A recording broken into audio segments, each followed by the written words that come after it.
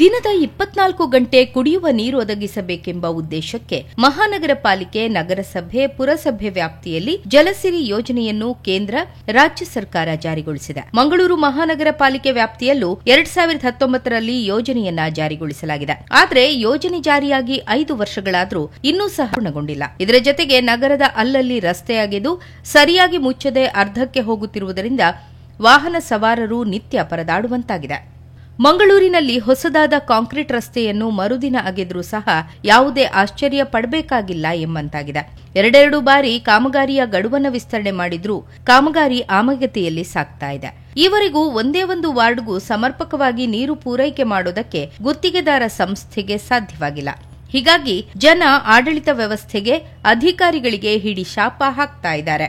ಮಂಗಳೂರು ಮಹಾನಗರ ಪಾಲಿಕೆ ವ್ಯಾಪ್ತಿಯಲ್ಲಿ ಒಟ್ಟು 792.4 ಕೋಟಿ ವೆಚ್ಚದಲ್ಲಿ ಈ ಯೋಜನೆ ನಡೀತಾ ಇದೆ. ಕಾಮಗಾರಿಯ ಗುತ್ತಿಗೆಯನ್ನ ಸೂಯೆಜ್ ಇಂಡಿಯಾ ಪ್ರೈವೇಟ್ ಲಿಮಿಟೆಡ್ ಸಂಸ್ಥೆ ವಹಿಸಿಕೊಂಡಿದ್ದು, ಯೋಜನೆ ಅನುಷ್ಠಾನದ ಜವಾಬ್ದಾರಿಯನ್ನು ಕರ್ನಾಟಕ ನಗರ ಮೂಲಸೌಕರ್ಯ ಅಭಿವೃದ್ಧಿ ಮತ್ತು ಹಣಕಾಸು ಸಂಸ್ಥೆ ವಹಿಸಿದೆ. ಆದರೆ ಇಲ್ಲಿ ಕಾಮಗಾರಿ ವಹಿಸಿಕೊಂಡಿರುವ ಸಂಸ್ಥೆಯೇ ಬ್ಲಾಕ್ ಲಿಸ್ಟ್ನಲ್ಲಿ ಇದೆ ಎಂದು ಪಾಲಿಕೆ ವಿಪಕ್ಷ ನಾಯಕ ಕಾಂಗ್ರೆಸ್ನ ಅನಿಲ್ ಪೂಜಾರಿ ಆರೋಪಿಸಿದ್ದಾರೆ. ಇನ್ನು ಯೋಜನೆ ಹಳ್ಳ ಹಿಡಿದಿರುವುದಕ್ಕೆ ನಗರದ ಮೇರಿ ಹಿಲ್ನಲ್ಲಿ ರಸ್ತೆ ಬದಿ ಇಟ್ಟಿರುವ ಬೃಹದಾದ ಕೊಳವೆಗಳೇ ಸಾಕ್ಷಿಯಂತಿದೆ. ಪೈಪ್ಗಳ ಡಂಪ್ ಮಾಡಿರುವ ಜಾಗದಲ್ಲಿ ಗಿಡಗಂಟಿಗಳು ಬೆಳೆದಿದೆ. ಇನ್ನು ಮುಖ್ಯ ಕೊಳವೆ ಅಳವಡಿಕೆ 54.16 ಕಿಲೋಮೀಟರ್ನಲ್ಲಿ ಆಗಬೇಕಾಗಿದ್ದು, ಇಲ್ಲಿ 12.26 ಕಿಲೋಮೀಟರ್ ಮಾತ್ರ ಪೂರ್ಣಗೊಳಿಸಲಾಗಿದೆ. ಇದರ ಜತೆಗೆ ಮನೆ ಮನೆಗೆ ನೀರು ವಿತರಣಾ ಜಾಲದ ಕೊಳವೆ ಅಳವಡಿಕೆ 1288 ಕಿಲೋಮೀಟರ್ನಲ್ಲಿ ಆಗಬೇಕಾಗಿದ್ದು, 740 ಕಿಲೋಮೀಟರ್ ಮಾತ್ರ ಅಳವಡಿಕೆಯಾಗಿದೆ. ಇದರ ಜೊತೆಗೆ ಮೇಲ್ಮಟ್ಟದ ಜಲಸಂಗ್ರಹಗಾರ, ನೆಲಮಟ್ಟದ ಜಲಸಂಗ್ರಹಗಾರ, ಪಂಪ್ ಹೌಸ್, ನೀರು ಶುದ್ದೀಕರಣ ಘಟಕಗಳ ಕಾಮಗಾರಿಯೂ ಪೆಂಡಿಂಗ್ ಇದೆ.